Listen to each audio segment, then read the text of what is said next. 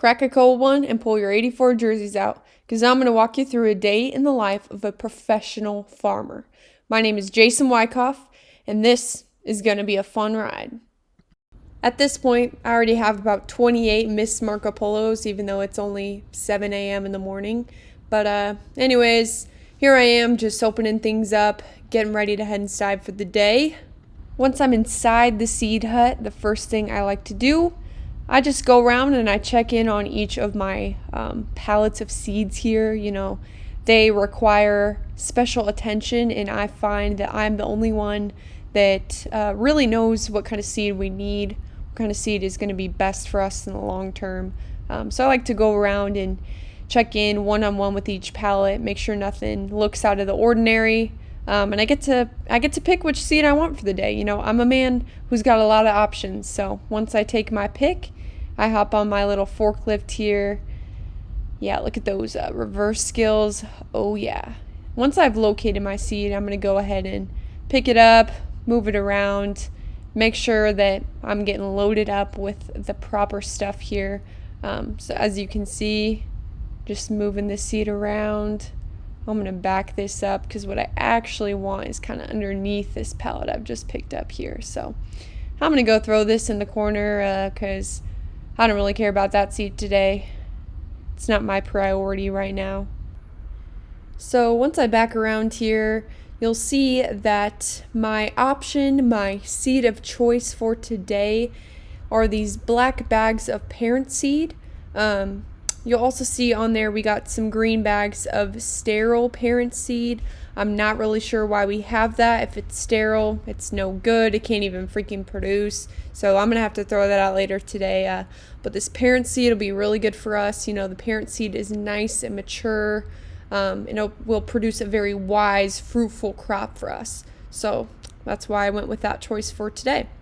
So once I hop off my forklift here, I'm going to hop on Marco Polo, make sure Brandoni and Tommy Boy know what the plan is for today while we're out there planning. Next, I'm going to hop in this fancy piece of machinery here, the New Holland LS 180. I'm telling you, folks, not everyone can have one of these things, but I got myself one of these things. A lot of people be wondering, you know, you kind of just do whatever you want. You know, that's exactly right. As JW, I could just say what I want to say, do what I want to do. And in this case, I had no intentions of walking across the property when I could just ride my New Holland over. So at this point, once I get over to where I'm going, I'm going to head out, look at my two-wheeled tractor over here, make sure it's all good for the day, ready to go. And then I'm going to hop in the Copper Canyon and I'm going to take off, ready to take on the day and feed America, ladies and gentlemen. Had to make a quick pit stop to talk to my good old buddy pal here, check in on him, see how the farming is going for the day. And as you can also see, I have my beverage of choice with me, a Mountain Dew. This is to keep me caffeinated, feeling at the top of my farming game. As I head into some math calculations, gotta figure out just how many seeds we're gonna plant for today. My estimation was around 42,000. So as you can see, now my next step is gonna be carrying this seed and loading it into this fancy piece of machinery. You'll see my planter 5000. So I'm emptying my first bag of parent seed here into the left bin. And once I'm done with that, I'm going to just chuck that bag on the ground. I'll make Holly take care of it or something. And next I'm going to pour my second bag of parent seed into the right bin. Because, you know, we're all about balance here. We want this piece of machinery to be up and running perfectly fine, keeping it to a limit of problems, and balance is the key. So now I gotta go grab a couple extra bags of seed.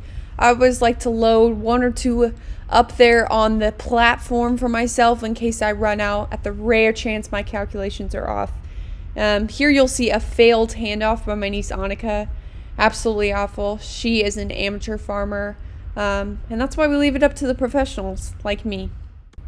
And as I get ready to get planting for the day, you'll notice I am doing a couple of laps around the field. This is just to get the piece of machinery warmed up and ready to go for the day. We want to make sure we're in prime condition and in prime location to plant. As a farmer, everybody is always asking me what I do all day.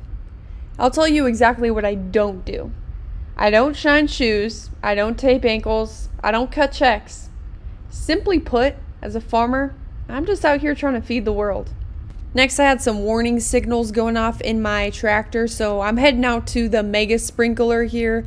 Make sure everything is ready to go for later so that we can have maximum water capacity being spread throughout all of our seeds that I just efficiently and effectively planted into the ground. 10 hours later.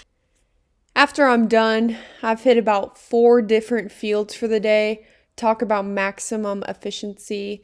Us professionals know how to handle this kind of work. I'm going to pull my tractor in. I'm going to retract the wings from the side.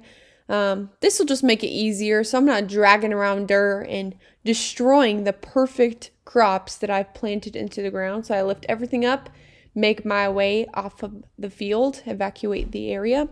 Once I do that, I'm going to hop in, move my little fuel lodge over, get this thing out of the way so that I can pull my tractor into its proper parking spot. Now, a question I get asked a lot as a farmer is, Jason, what's your favorite crop? I'm fond of soybean. I like alfalfa. I enjoy hay, but at the end of the day, I just love corn. So once I get my tractor pulled into its spot, I am done for the day. And you know what? This is a perfect opportunity for me to catch up on some Marco Polos.